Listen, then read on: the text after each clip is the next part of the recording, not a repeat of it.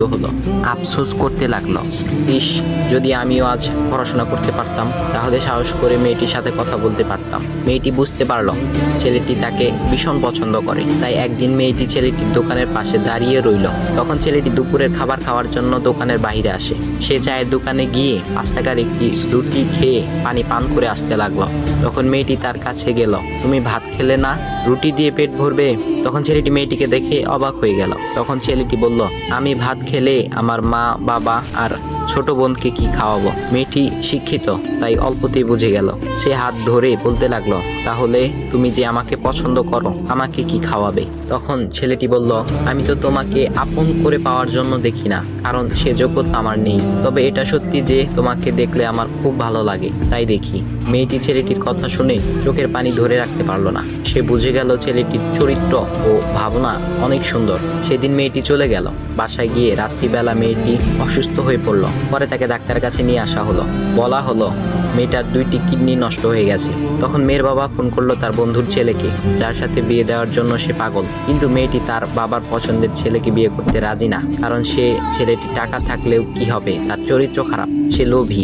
এদিকে মেয়েটির কোনো লোভ ছিল না। যাই হোক, হবু জামাই আসার পর তাকে সব খুলে বলল, তোমার থেকে একটি কিডনি খুলে আমার মেয়েকে দাও। তুমি তো বলছো আমার মেয়েকে তুমি অনেক ভালোবাসো, তাকে পেলে তুমি ভালো হয়ে যাবে, তাহলে আজ পরীক্ষা দাও।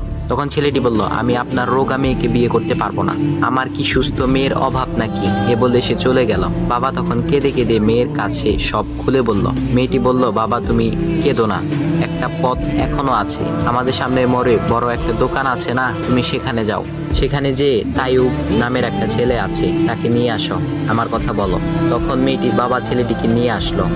মেয়েটিকে দেখে ছেলেটির চোখ ভিজে পানি পড়তে লাগলো, কারণ মেয়ের বাবা তাকে সব খুলে বলেছে। তখন ছেলেটি মেয়েটিকে বলল, তুমি আমাকে একটা কিডনি দিবে? ছেলেটি বলল, কিডনি দেবার জন্যই আমি এসেছি। মেয়েটি তাকে বলল, তুমি কি চাও? ছেলেটি বলল, তুমি সুস্থ হয়ে আমার দোকানের সামনে দিয়ে যাবে, আর দূর থেকে আমি তাকিয়ে দেখব, এই অনুমতিটুকু চাই। একথা শুনে মেয়েটিও ও তার বাবা তাদের চোখের পানি ধরে রাখতে পারলো না। অবশেষে মেয়েটি বিছানা থেকে উঠে ছেলেটির 2 পা জড়িয়ে ধরে বলল, এ জীবনে তোমার থেকে আমাকে মৃত্যু ছাড়া আর কেউ আলাদা করতে পারবে না। তারপর মেয়েটি বলল, আমার কোনো কিডনি নষ্ট হয়নি, এসব ছিল আমার সাজানো নাটক, আমি যা ভেবেছিলাম তাই হয়েছে, তোমাকে দেখে বুঝেছিলাম তুমি আমার একমাত্র যোগ্য। এখন ভাই, তোমাদের এত সুন্দর একটা গল্প শোনালাম, কিপটামি না করে ভিডিওতে লাইক দাও আর একটা কমেন্ট করো।